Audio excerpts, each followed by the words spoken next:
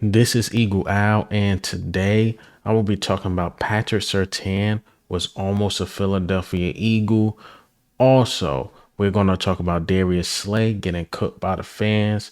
And lastly, we're going to talk about Jalen Carter, how he got the least respect. But let's get straight into it.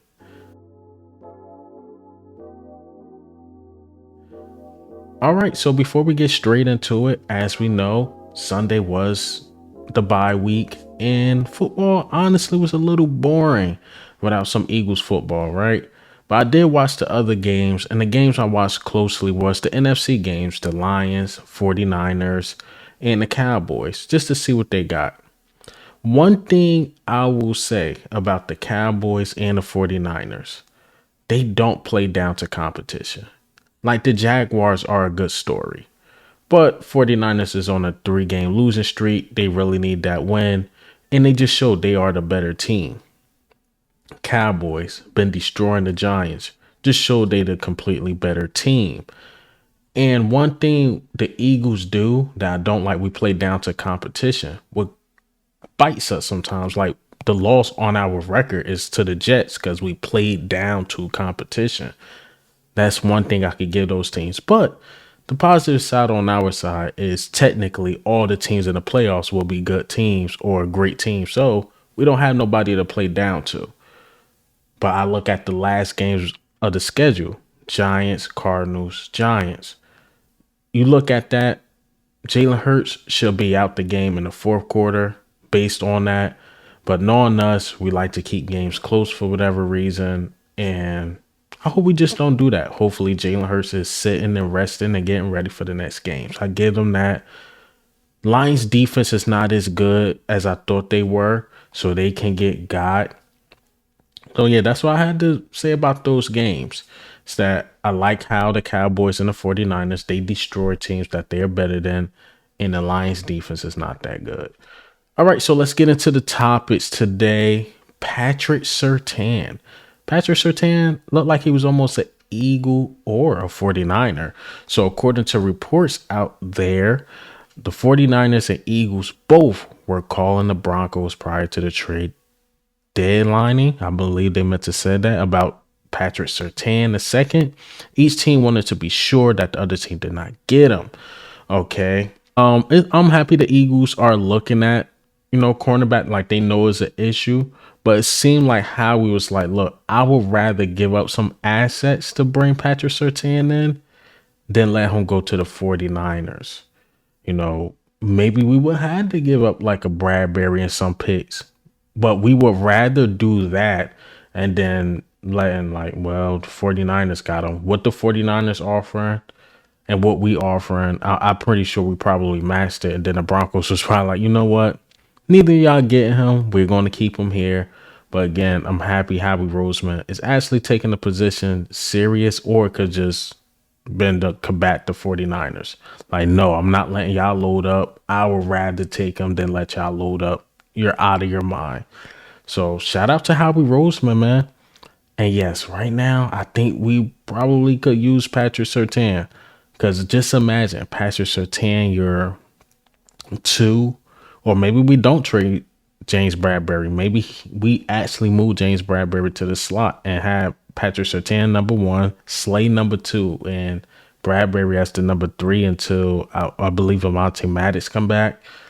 So that could have been cool. I don't know. Or maybe, again, we probably would have had to trade a player. I don't know. But I'm really, really happy that we're looking at the position. Hopefully we draft a corner high. I want a corner high, but knowing Howie Roseman, he's going to grab another defensive end or a defensive tackle. But, man, Patrick Surtain and that Eagles green would have been dope, man. I mean, I would have booked the ticket right now. Where we playing? I'm saying we already, the Super Bowl going to be in Las Vegas, I believe. Yeah, I probably would have booked the ticket if we got Patrick Surtain. Like, I'm not wasting my time. I'm going to just go book the ticket. I'm a brokey, so I just would have stood outside the stadium, watched with the binoculars, and just watch the game that way.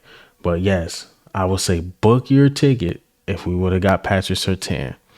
All right, so let's get into the next topic. Darius Slay. Darius Slay, sometimes, you got to stay off Twitter, man. You have to stay off Twitter. So Darius Slay's watching the 49ers game, like all of us. It's a bye week. Fans, we all watching the game, and he decided to tweet this out about the 49ers defense. He was like, basically, man, San Francisco defense is so fun to watch. You know us as Eagles fans.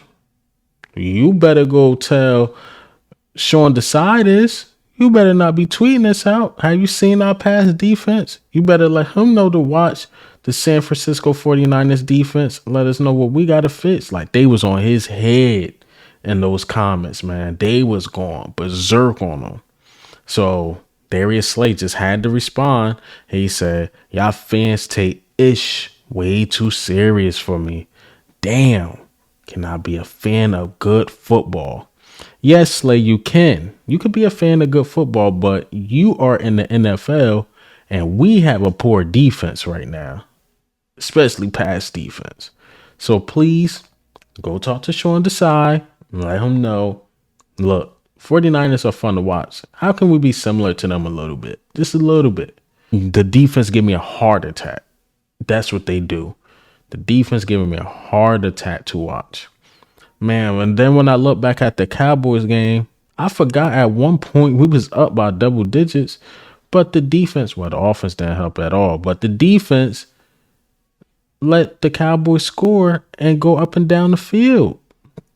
Like, it could have easily been a blowout, but it goes back to the first topic. We don't know how to destroy weaker competition. Cowboys are inferior to us, right? We supposed to destroy them. We had them up like 28-17. Why we didn't destroy them dudes? Why? Why not score another touchdown? Why not at least kick a field goal? Why not put a 30 burger on their head? I don't know. We just got super passive.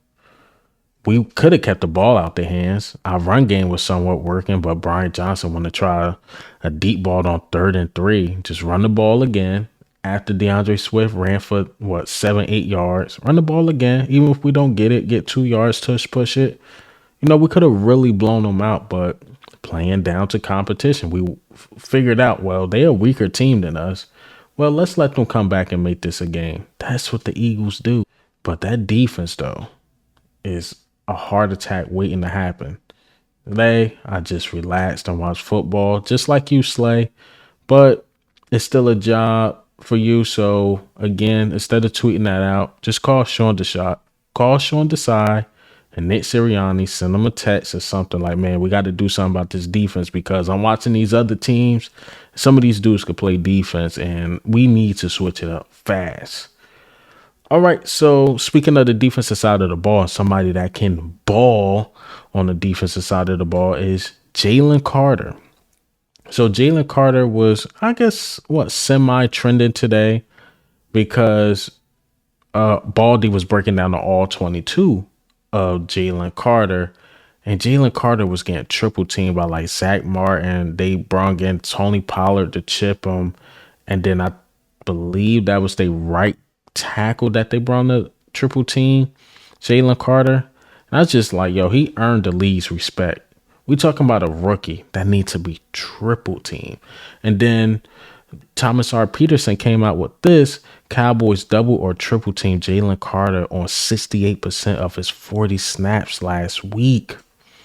On 9 to 13 snaps against single blocks, the ball came out in under 1.5 seconds. So they knew they was going to single block him at some points, and Dak just knew, I got to get the ball out my hand.